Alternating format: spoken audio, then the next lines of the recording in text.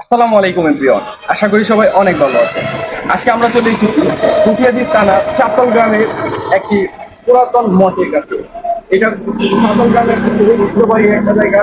এখানে মনে করেন যে একটা মঠ আছে পুরানো অনেক, আর ওইদিকে হিন্দুদের বাড়ি আছে। তো এই মঠটা হচ্ছে অনেক পুরনো, আমরা জন্মের পর থেকে দেখতেছি, ছোটবেলা থেকে সবসময় দেখতেছি এই মঠটা। কিন্তু মঠগুলো আসলে কেন বানানো হয় এই সম্পর্কে তেমন কোনো ধারণা নেই। এদিকে একটা হিন্দুদের বাড়ি আছে, তারপরে এই মঠটা আছে। দুইটা জিনিস খুবই পুরানো, ছাতল গ্রামে অবস্থিত। বিভিন্ন জায়গায় এরকম প্রত্নতান্ত্রিক নিদর্শন গুলা দেখলে মনের মধ্যে একটা নস্টালজিক ফিল জাগে। এত সুন্দর, এত নিখুঁত কাজগুলা এত এত বছর আগে মানুষ কিভাবে করছে, বর্তমান যুগে কিন্তু এরকম মঠ তৈরি করতে দেখা যায় না। এগুলো কেন তৈরি করা হয়েছে বা কেন তৈরি করা হতো সে সম্পর্কে আমার তেমন কোনো ধারণা নাই। আমি চেষ্টা করবো আশেপাশে কোনো মানুষকে জিজ্ঞেস করবো যে এগুলো কেন তৈরি করা হয়।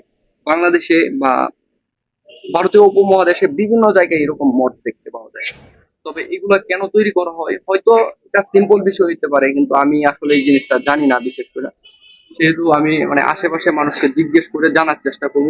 আর এখানে কার বসবাস ছিল, কোন হিন্দু জমিদারের বসবাস ছিল কিনা, বা তারা এখন কোথায় আছে, তাদের বংশ বিস্তার বা বংশের কেউ আছে কিনা এখন পর্যন্ত, সে সম্পর্কে জানার চেষ্টা করব আশেপাশে মানুষের কাছ থেকে। আর বর্তমানে তারা এখানে বসবাস করে কিনা বা অন্য কোথাও চলে গেছে কিনা এই সম্পর্কেও জানার চেষ্টা করব। তো ভিডিওটা শেষ পর্যন্ত দেখেন।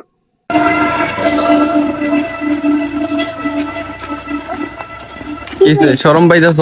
তোমরা বাড়ি কই? এলাই এলাকার নাম কি? এটা সরাও। চাতল চাতল। তোমার নাম কি? মিলাই নিলয়।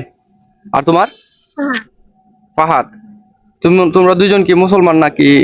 আমি বলবো তুমি হিন্দু, হ্যাঁ মুসলমান। মাশাআল্লাহ, হিন্দু মুসলমানের খুব সুন্দর বন্ধুত্ব। একটু একটু কাছাকাছি দাঁড়াও দুইজন আবার। আচ্ছা, তোমরা কি দুইজন বন্ধু নাকি? আচ্ছা, বাংলাদেশে এরকম হিন্দু মুসলিমের ভ্রাতৃত্ব বা বন্ধুত্ব দেখলে খুবই ভালো লাগে, অথচ আশেপাশের দেশে বিভিন্ন মানুষ এটাকে ভাঙার চেষ্টা করে, বিভিন্ন পাইতারা করতেছে। কিন্তু আপনারা বাস্তবে দেখেন হিন্দু মুসলিম আসলে কতটা মিল মুহাব্বত। এখানে কোনো বৈষম্য নাই, কোনো নিজেদের মধ্যে কোনো ইয়া নাই, মানে ঝগড়াঝাটি কোনো কিছু নাই। মানুষ মানে নিজেরা এক জাতের মতো চলাফেরা করে।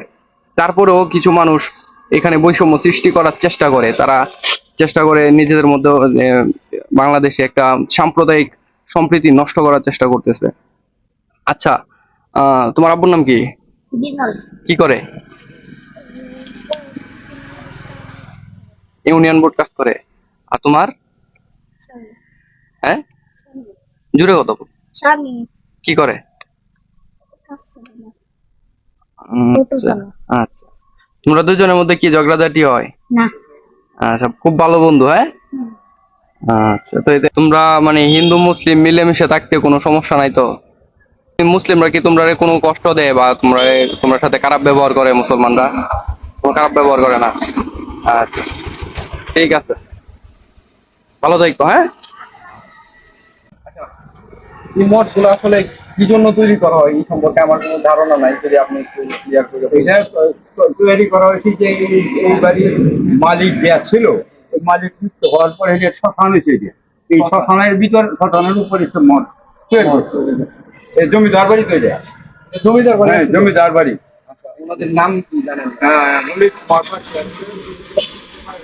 রাধা কৃষ্ণ। রাধা কৃষ্ণ, এই যে হাজার নাম না, একক করে একক করে হ্যাঁ। একক করে খুব সুন্দর করে, মানে একটা নাম রাধা কৃষ্ণ নামটা পুরো নামটা একক করে হ্যাঁ। লেখা হয়েছে, হ্যাঁ। খুব ক্লিয়ার করে। হ্যাঁ। এটা কত বছর আগে স্থাপিত হয়েছে? কত বছর এটা ফোন দেওয়া আছে, তো এটা তো আমরা কোথাও তোমরা না। আচ্ছা, এই যে তার এই যে ফোন দেওয়া হয় দেখেছেন না, জি জি জি। এই ফোনে হিসাব করবেন কত বছর। মানে এই জমিদার যারা ছিল আর কি, ওনারা বর্তমানে কোথায় আছে জানেন? ইন্ডিয়াতে আছে। ইন্ডিয়া চলে গেছে। ইন্ডিয়াতে আছে। আচ্ছা, কি জন্য এই যে গেছে? কোনো সমস্যার কারণে গেছে নাকি এমনিতেই? না, এমনি বিক্রি করে গেছে। বিক্রি করে গেছে। বিক্রি করে মানে এই যে মুসলমানদের কাছে ইয়ে করিয়া এই এক বদল করছে। মানে মুসলমানের সাথে এর বদল করছে। হ্যাঁ, তার মানে মুসলমান ব্যক্তি তার বাড়ি হয়েছে কুড়িগাঁয়, বুঝলেন? কুড়িগ্রাম। কুড়িগাঁয় দরগা মাজারে তার হলো লতিফ শাহ, আব্দুল লতিফ শাহ। রূপ হইল ফানুসা। ফানুসা। এই এই ব্যক্তি এরা কলকাতা দোকান ছিল একটা। এই দোকানের দোকানদারি করতে হয় না, বিরাট বড় দোকান আছে। এই দোকানের লোক বদল করে আনলো। বদলে গেছে, তার বাড়ি ঘর জমি যা আছে সব তার সাথে এক বদল করে নিয়ে গেছে।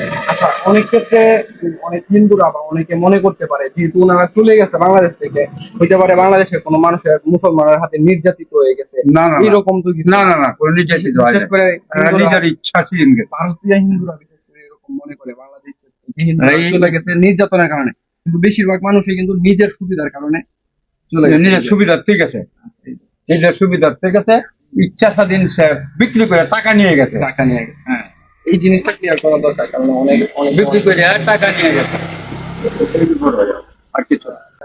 এমনিতে মনে করেন যে ছাত্র স্কুলের পিছনে যেগুলো আছে, স্কুলের পিছনে বাগান যেটা হয়ে পড়ে আর কি, এটার মধ্যে কিছু মঠ দেখলাম, এগুলা কার? এইগুলা এই সুধীর চন্দ্র দত্তর বাড়ি। ওনাদের সাথে কি কোনো সম্পর্ক? না না, আর জমিদার ওই। এদিকে জমিদার, হ্যাঁ, এটা জমিদার। কাছাকাছি জমিদার বাড়ি। হ্যাঁ, জমিদার বাড়ি। এরা মানে মরে গেছে, আসি মরা বলে বিক্রি করে দিয়ে গেছে। বিক্রি করছি। এই যে বর্তমান আমরা যে আইজি আছে নূর মোহাম্মদ সাহেব। নূর মোহাম্মদ সাহেব কিনছে এটা, কিনে লাগে তো বাড়িটা কিনিয়া আবার নূর মোহাম্মদ সাহেব বেঁচে গেছে দারোগার কাছে। পেন্টু নম্বরের ভাই মুজিবুর রহমান দারোগা। হ্যাঁ, বিক্রি করে দিয়ে আপনি তো মসজিদ করছে, একটা মসজিদ করছে না এই বাড়িতে, এই বাড়ি। আপনি তো এই এলাকায় থাকেন। হ্যাঁ, এই এলাকায়। হ্যাঁ, আমি তো পুষ্পের চাকরি করি। আপনি তো এই জমিদার বাড়ি চলে যাচ্ছেন।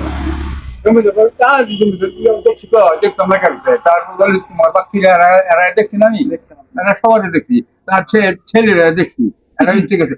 ললিত কুমার বাক্সি দেখছি, এরা যখন মৃত্যুর পর তার ছেলে আছেন ওই অসিত কুমার বাক্সি, বুঝছো? অসিত এরা কুমার বাগচি। হ্যাঁ, এরা তারপর চলে গেছে, ইন্ডিয়াতে চলে গেছে।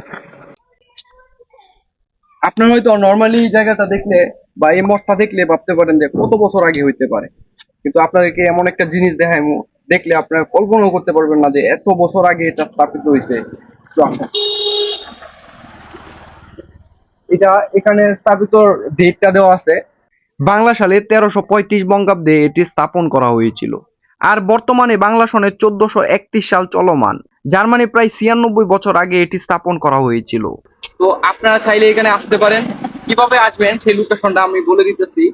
এটা হচ্ছে কিশোরগঞ্জ জেলার কটিয়াদী থানার চাতল গ্রামে অবস্থিত। আপনারা চাইলে কটিয়াদী বাস স্ট্যান্ড আসার পরে চাতলের কথা বললে যে কোনো সিএনজি অথবা অটো দিয়ে খুব সহজেই আসতে পারবেন। এই জায়গাটা খুবই সুন্দর, মানে প্রত্নতান্ত্রিক একটা জায়গা। মানে এই মঠগুলা এত পুরনো, দেখতে খুবই ভালো লাগে জিনিসটা। এর ডিজাইন বা শিল্পকর্ম খুবই আনকমন, খুবই উন্নত মানের বলতে পারেন তখনকার সময়ের জন্য, যা দেখতে খুবই ভালো লাগতেছে। তো আপনারা চাইলে আসতে পারেন, আসলে এই পুরাতন মঠটা দেখে যেতে পারেন। আর ওইদিকে জমিদার বাড়িটা আছে, হিন্দুদের পুরাতন ঐতিহ্যগুলো দেখতে পারবেন। বর্তমানে কিন্তু এরকম ঐতিহ্য অ্যাভেলেবেল নাই কোনো জায়গাতে, এরকম নতুন করে কেউ করে না। পুরাতন যারা প্রত্নতান্ত্রিক যে জিনিসের উপরে বেশি আকর্ষণ আছে, দেখতে ভালো লাগে, তারা চাইলে এখানে আসতে পারেন। এই মঠটাও খুবই পুরানো, আর ওইদিকে বাড়িটাও অনেক পুরাতন, আগেকার জমিদার বাড়ি। ছোটখাটো একটা জমিদার ছিল, বাড়িটা এত বড় না। তারপরে বাড়ির সামনে বিরাট একটা মাঠের মতো আছে জায়গা, খুবই সুন্দর। আপনারা চাইলে আসতে পারেন, ছবি টবি চাইলে তুলতে পারেন, খুব সুন্দর হবে। তো আজকের ভিডিও এই পর্যন্তই। ভালো লাগলে লাইক, কমেন্ট এবং শেয়ার করতে পারেন। আর এরকম নতুন নতুন ভিডিও পেতে আমাদের পেজটা ফলো করতে পারেন অথবা ইউটিউব চ্যানেলটা সাবস্ক্রাইব করতে পারেন।